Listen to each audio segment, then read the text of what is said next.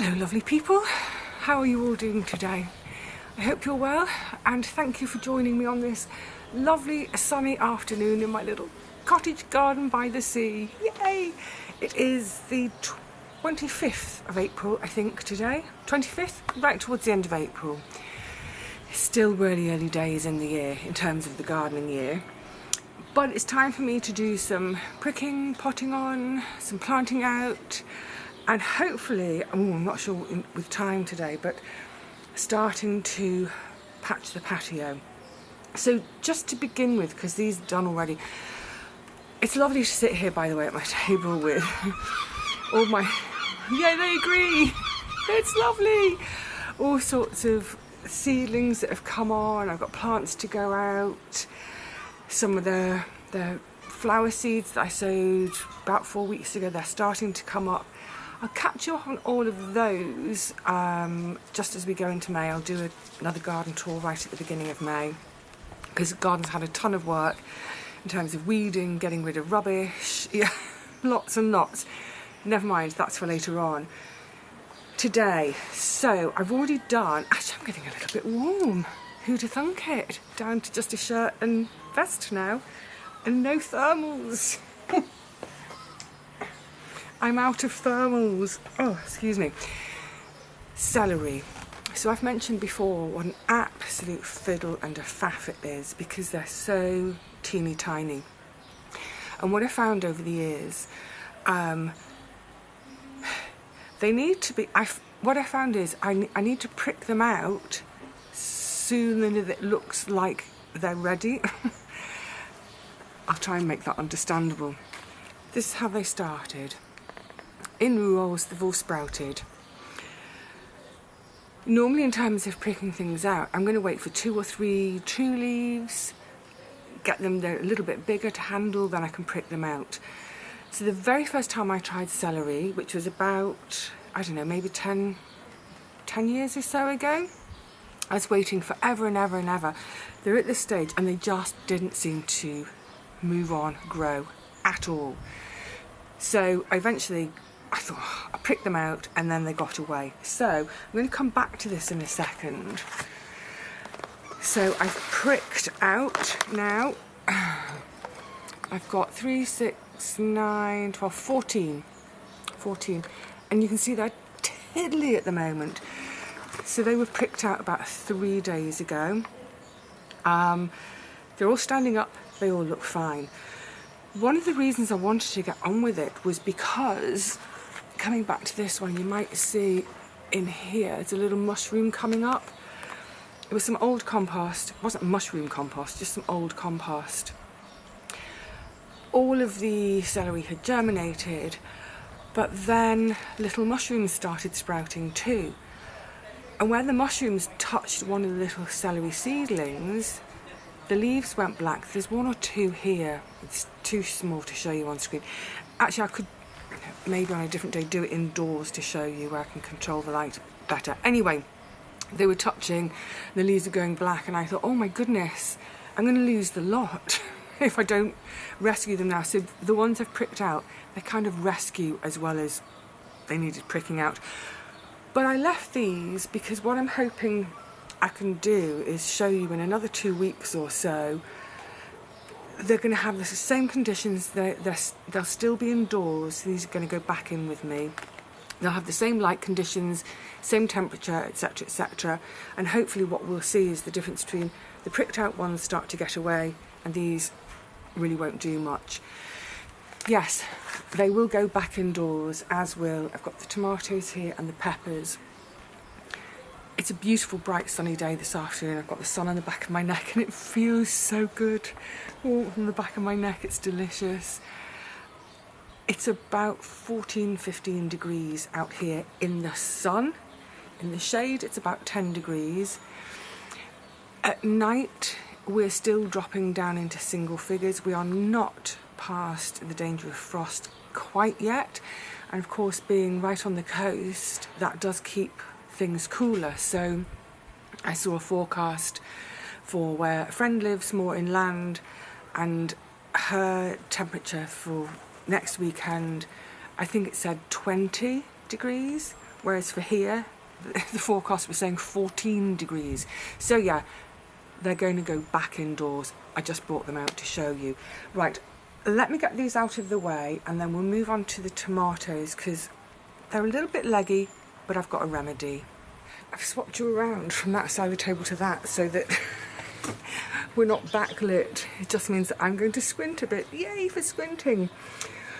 Right, first things with the tomatoes. I've just got my first 7 pots ready. I've got 3 trays. I can put 7 pots in each, so that means I can pot on 21 plants. It kills me to discard a few, but 21 is more than enough. That's enough for me and the ones I want to give away. I'm going up to 10 centimetre pots. The modules that they're in, they're really quite diddy. It's more like a 4 centimetre pot. And normally when you think about potting things on, you only want to go up 1 size, maybe 2, and I'm kind of going up 3 sizes. However, with tomatoes, again, just in my experience, I could pop them on into 6 centimetre pots and then next week I'll be having to pop them on again. So I'm going to do them straight into the 10 centimetre, and also that will help with the legginess. Now, with the legginess, if I hold them closer to you, and it's especially evident of the ones in the middle, you can see what's happened is, if I turn it that way as well, there are so many in there. They're all going, where's the light, where's the light, let me get to the light, let me, no, give me the light, give me the light. So they've been fighting for the light. Ideally what I should have done is snipped out the spares a week ago. I didn't, I've been busy. So, 28 modules, 2 per cell, 56. There are 2 cells where I only got 1 germination, so I've got 54 plants. I want to get down to 21. You may say, well, why on earth did you sow so many? I suppose it's because even after all these years, because it's my saved seed, I still kind of, I'm a bit like, maybe it won't work, maybe my seeds won't work. Silly woman. Anyway, so what I'm going to do for now is on level with the soil.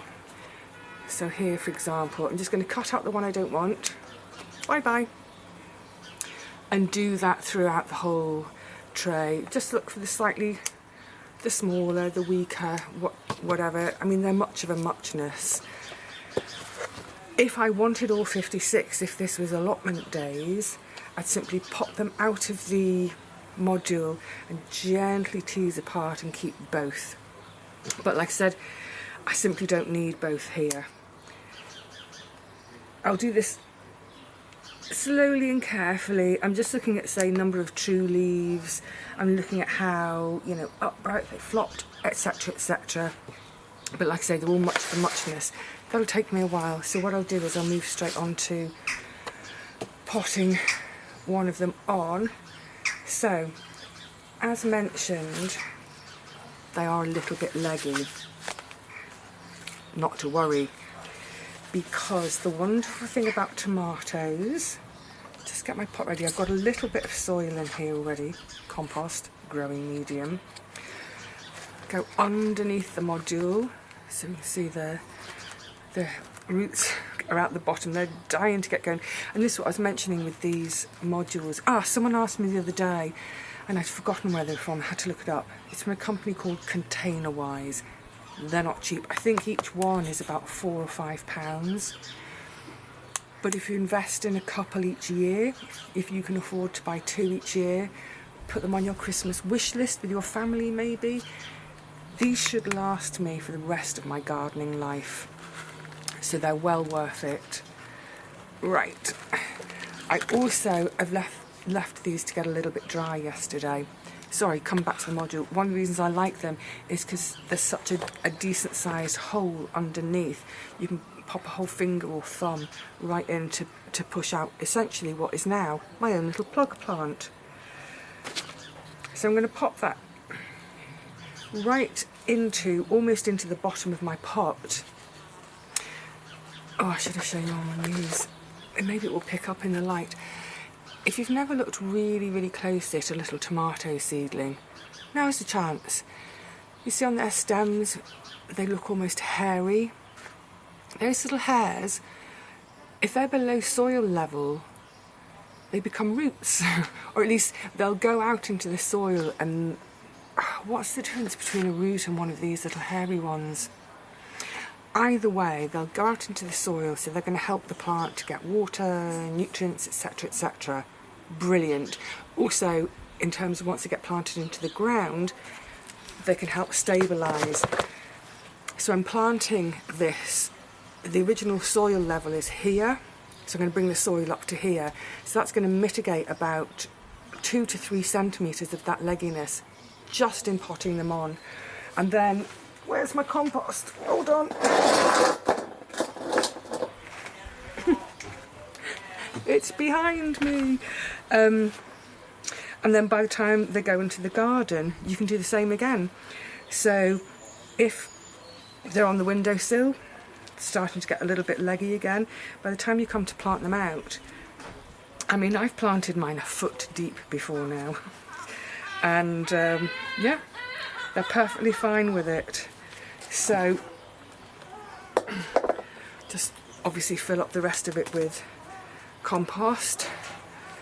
Don't fill it right to the top. You want to, I always think there's a little bit of a lip. This is back from the old days of when they were thrown as pots. Actually, oh, I've put them all away now.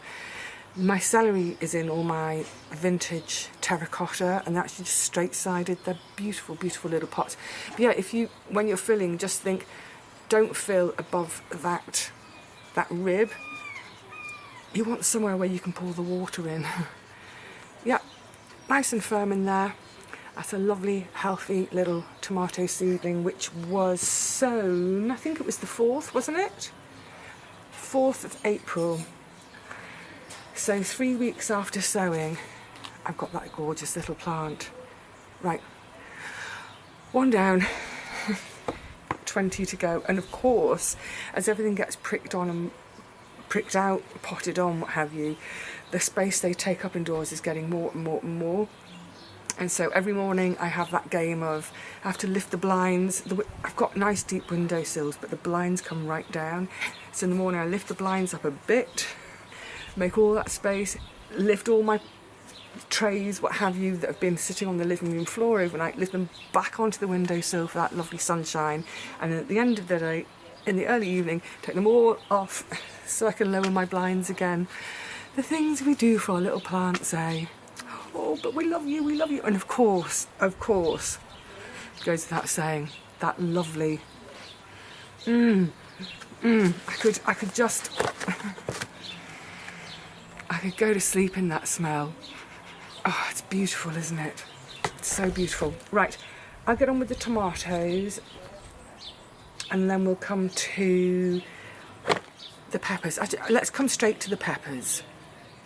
All right, the lovely peppers. The Dulong de Land didn't do anything. Yeah, it was really old seed, and they can be so fiddly and fussy anyway. I'm not surprised. So otherwise I've got the Felsen, which is the paprika, Hungarian paprika pepper, and then some orange bells. I've got 5 of the Felsen, but again, I'm at that time of year, although I'll be free. I was going to say I'm lacking trays. Sorry, that's made me think about watering. And I was mentioning it with the tomatoes and then I forgot to mention it. I didn't water any of the seedlings last night at all. It just, I find it a bit easier to handle them when they're not really, really moist. So let them dry out a bit. Mentioning the trays because they're still indoors, I want to be able to catch the water, A, because I don't want to waste any water when I'm watering them, but also B, because on my windowsills and on my carpet. I don't want mud on my carpet. So this little tray fits 4. It makes me laugh. Oh, grow up. And then I've got this one, which I can fit 8 in, using the square pots on purpose because I can squish a few in, but that's it with my square pots. Now, there's only 4 here, but one of these modules has got 2 in it. Let's just pop that one up now. Oh, you're going to crumble too much. Can't get at it. I need another pair of hands. Oh, fiddle-dee-dee. Oh, I'm messing that up right royally. I'll get one of the single ones out.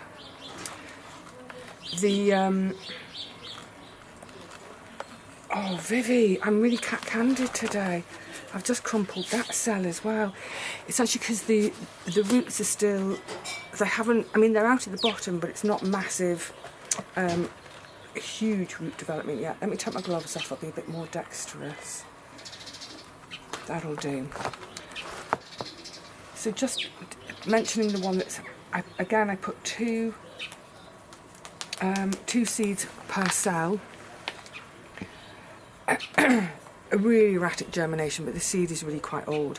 But one of the cells, 2 have come up, and I'm lacking pots here to spread it into 5 pots. So I'm going to just pop them on together. But actually, I'd read something a few years ago, I can't remember where, I can't even remember when, but it stuck for some reason. And it was talking about sowing things in 2s. Not the 2s that I've done in the tomatoes, that's purely to make sure of germination. But it was saying that something to do with, I mean, I don't know, is it like trees prefer to be next to another tree, they don't like being on their own, but somehow the plants are more healthy and vigorous. I probably did an experiment when I was back on the allotment, but it's gone out of my head. So in other words, they're going to get potted up together. Yeah, and they are, you know, they're such lovely plants anyway. They've got such a beautiful green in their foliage. I'm going to have to woman handle you two a bit, sorry. And then of course, when those fruits first appear, they're quite yellow, well, yeah, either pale cream or yellow, and then as they ripen, they get more and more orange. Some of them, the Phaeosm will go to a really deep orange. The orange bell go to a deep orange. Of course, some peppers will go to a red once they're fully ripe. So I think they're gorgeous to have in the garden, especially if you've got a cottage garden, a potager, as mine is, you know, a potager just being a mix of flowers, herbs and veggies. Treat them as a gorgeous decorative plant, but that you get a harvest from. It's funny, isn't it, as veg growers, if we don't get a fruit or a veg off our plant, it can be so disappointing. But you think about gardeners who are growing, I say just flowers, I mean just flowers rather than flowers and veg. They don't get anything to eat from their flower gardens. They're not disappointed, are they? So maybe we can have a look. I understand if you have to be self-sufficient because of finances, then yeah, it's really important you get a harvest. But for those of us in our smaller gardens, let's try and enjoy the plants for what they are and think of any fruit or veg we get as a bonus. Let's enjoy them anyway, whether they're producing or not. But please produce.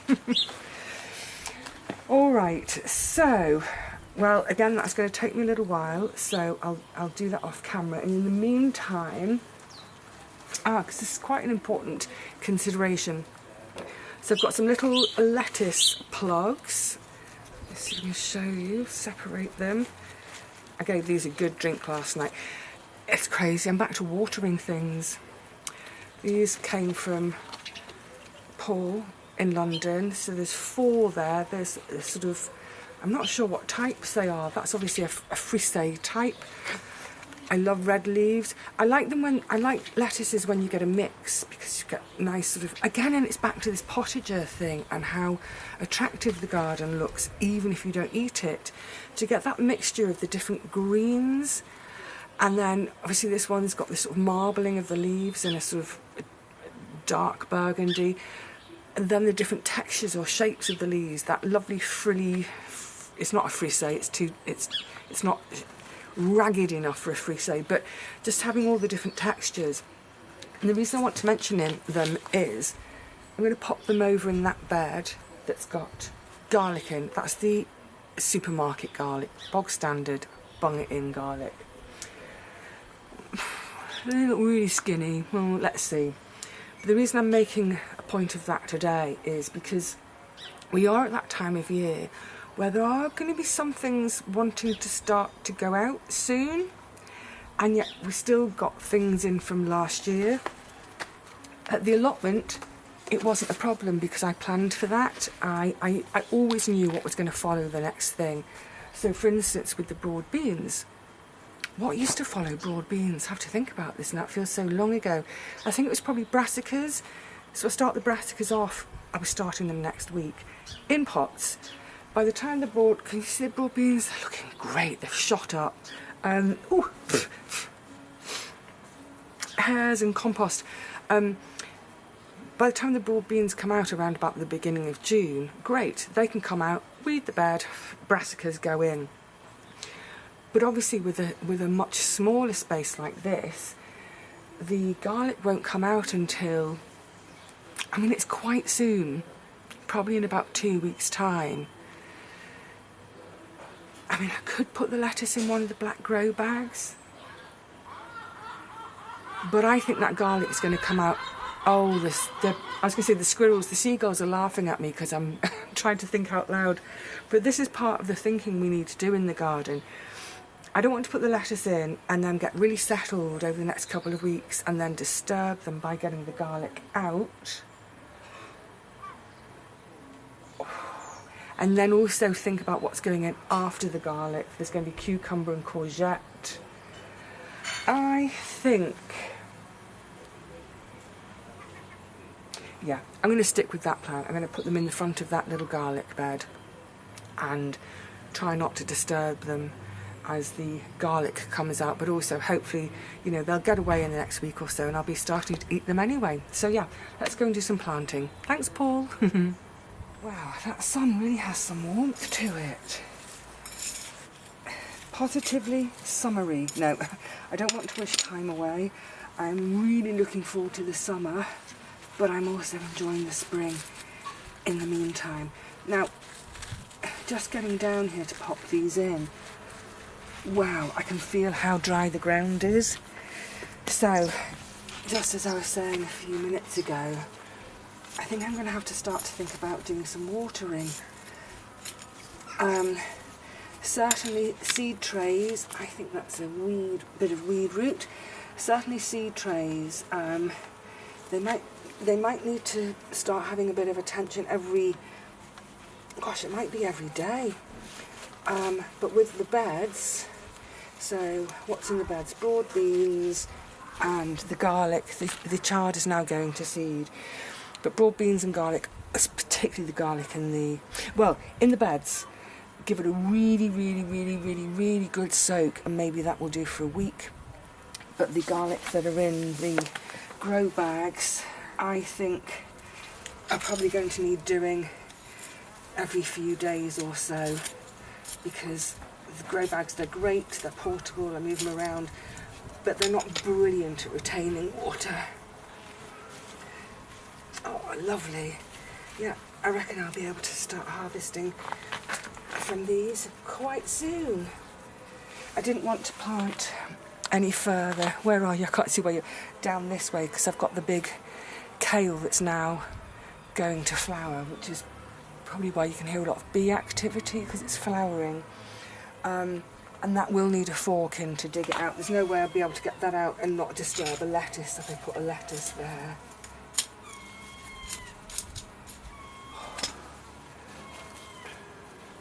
It's Saturday and it's lovely and peaceful at the moment, and I'm glad because earlier on I think there were some jet skis out in the bay and they don't have to make a racket.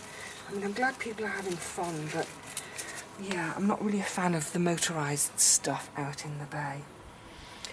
They're going to need a good drink now they've gone in. Like I said, I put a load of water in that tub that they were in to perk them up. That's done great, but just to help them settle in and give them something to carry on with tomorrow. Oh, happy days. Happy, happy days. Lovely jobs to get on with. Well, I'm now going to get on with all of this potting on, because I don't know if you can notice the sun it's already moving around. It's not up there for a long time yet, as in high. Like I said, it's only the end of April. So I want to get all my pottings on done and get them back indoors, because as we get into shade the temperature will drop quite a bit. They're having a shock by being transplanted, or you know, potted on anyway. That is a bit of a shock. So it's my mantra with all my handling of seedlings, only one shock at a time. So which is why if it's a fiercely hot day, I try not to transplant on a fiercely hot day, or you know, plant into the garden, or try and do it really early in the morning or late in the evening. I wouldn't, for example, transplant say a tomato to the garden and then prune it straight away, because that planting it out into the garden, that's its one shock for the day. So yeah, only one shock at a time. Today's shock is potting on. Let's not give them a temperature shock too. All right, lovelies. Happy seeding, pricking, potting. There's not time to do the patio now, I realise. That'll be another day. I will be doing some more seeding in the next week or so. What am I doing next? Yeah, I think some brassicas, lettuce, bits and bobs. I can't remember the list. There's a list. And also, like I said before, too long it'll be time for a little May tour of the garden to see how things are really starting to come to life again, and have tidied up quite a bit. Anyway, until then, please look after yourselves, enjoy your outdoor time whenever you can grab a bit. Lap up the rays. We're almost getting into vitamin D territory again. Yay! Until the next one, cheerio, lovelies.